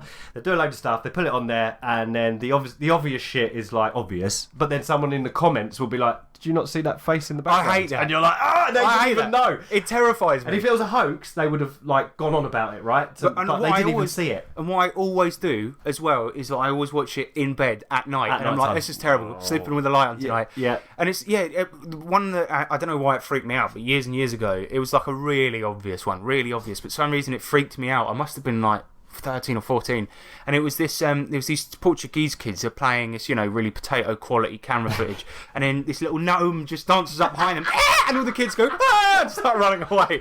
I don't know why, but it freaked me out, man. I love any of them that are like in Saudi Arabia because they often pray out loud, really loud. So like if they start seeing something paranormal, they'll be like, "Shalabala," or whatever they say. Yeah. Sorry, it's terrible. But That is a bit racist. But that's fine. No, it's brilliant. But it's so they'll be in Saudi Arabia. They obviously pray. So the way they try and get rid of ghosts is by shouting out prayers to them, right? And it's just fantastic. Well, you watch the ones of English people, and they're just, "Oh fucking hell, Ron!" Oh no! It's always like no. But to be fair, we have got a lot of. It's funny because any top 5 haunted paranormal things, 3 of them would be over here. Actually, this is a really good opportunity. Actually, I know that the podcast's going a bit long, but to tell you about my own paranormal experience, Go on. right? Because I once saw, I think, a time traveling car. Now, let me tell you this story, I need right? some more context. Here's what happened. See, in my flats, right, you have to walk down the stairs to get out the back, right? Yes. And in the hallway with the stairs in, there's a tiny window. Me and the woman from downstairs just happened to cross paths at the exact same point where we were by the window. And as we do that, we see a fucking car, my front garden, ploughing over the fields, crashes into a wall, and we both happened to see it, and we just looked at each other like, what the fuck? We went outside, right? And you know the way my front garden's set out? So there's two walls, they're very narrow. Yeah. You couldn't get into that other wall without hitting the first wall, but somehow he did, and he was going, must have been about 40-50 miles an hour, really fast, utterly obliterated the wall. So it's like, how the fuck did it get in there without destroying the wall or the plants or anything? And then the weirdest thing was, so we saw as it was crashing that there wasn't anyone in the driver's seat, just a bloke, right, who was a driving instructor in the other seat. There was nobody about, and he gets out of the car and he's like, What's going on? What's going on? And we were like, mate, you're right. He's probably concussed, but he's like, what's going on? And we said to him, we were like, you're right, mate. And he was like, I was just at home. I don't know what happened. What? I was at home, and then and he was looking around all confused, like he didn't know how he got there. Probably concussion, but still, it was crazy. There's no way you could have driven a car into that. Defies science. At that speed. If you'd have done it slowly, you could get round without avoiding the wall. But yeah, he's actually destroyed. It was. And the person driving never to be seen. Yeah, well, exactly. No driver. Weird, mate. It was fucking weird. Mine's not as good as that. I had a dream when I was a kid that there was like a hand just scratching on the glass window of my bed, because my bed was right next to my window. Oh, right, yeah. And I remember it waking me up, and I was thinking, oh, gross. And then I thought, oh, let's just check. And then I pulled the curtain, and a fucking black cat right sitting outside had just hissed at me. That I don't know is whether that was weird. still the dream, though. It might have been the cat scratching on the window. And I heard it jokes about it. But tell you what, it was because you don't expect to see anything there, right? And I pulled the curtain, black cat went, Yeah, because you just want to check, and then and black cats are obviously bad luck. no, they're not, because I have one. They're good luck. They're good luck over here. Yeah, because you're doing all right. I'm doing all right. You haven't died yet? Not died yet. Yeah, she Well, walks anyway. in front of me all the time. Sorry about that diversion there, listeners. That was our paranormal story. Well, maybe we should start a paranormal pod. I have thought about that, because this town has got loads of weird shit happening. Just here. this country, we're sport for choice with weird shit. Yeah, definitely. All right. But let's do an outro. And maybe if you want to hear more paranormal stories, because we got loads, message us. Stay tuned. Yeah, let us know. All right, so let's do an outro, shall we? Yes. Yes. Outro. Yes. Coming. Come on. All right. By Grabthar's hammer. What a savings. So, obviously today we've spoken about 100 weird widgets, right? That's a product. Mm-hmm. What we're going to do from now on, we're going to aim and hopefully hit it. We're going to either... we're going to try and release products more regularly for you guys to buy. They're all going to be cheap products, hopefully with nice layouts, nice look to them, but they're going to be, on the cheaper end, so stuff you can pick up and things like this. And we're going to try to release one a month. Yes, we are. And Don't hold us to that, but we will try. We're going to try our best. Yeah. We've actually got the next one nearly completed as well. We've written a zero-level funnel adventure for DCC where you escape out of a prison. Yes. And it's called Escape from Station 17, heavily inspired by Half-Life. And it's it's a really fun funnel adventure with a lot of weird shit in there. Yeah. And so that should be coming out soon, and we'll stay tuned basically. Yeah, absolutely. We'll do a little preview of it on the pod as well, and make sure if you go onto DriveThruRPG, I think you can follow publishers. Just look up 3TRPG Publishing. That's us. And just Can't miss it, little teacup. exactly 3T Cup. There you go. Clever stuff. Email us at 3trpgpod@gmail.com, and of course, if you like this crap, either buy one of our products or sub to us on Patreon. Yes, sing please. us a buck. Yeah. And buy Chalt, obviously, it's fucking well good. Yeah. And I just want to say, I'm having a bit of a busy week because I'm going on Spellburn podcast tomorrow night. You are, aren't you? I'm so excited. Oh, so mate, tune into congratulations. Spellburn, the DCC podcast, and you'll hear me on there tomorrow, Yes. pimping my shit. And also, I'm going to be talking about running a campaign in DCC. Excellent. Yeah, and specifically actual plays as Of well. course, So, yeah. should Because be we've fun. done a little bit of that. That's about it, innit? Yeah, I think that is, mate. So, I've been Harrison Hunt. I've been Nick Lamley. Remember that D20s are cool, but 20Ds, now that's a good time. Oh, yeah. Goodbye. Let's get a pint.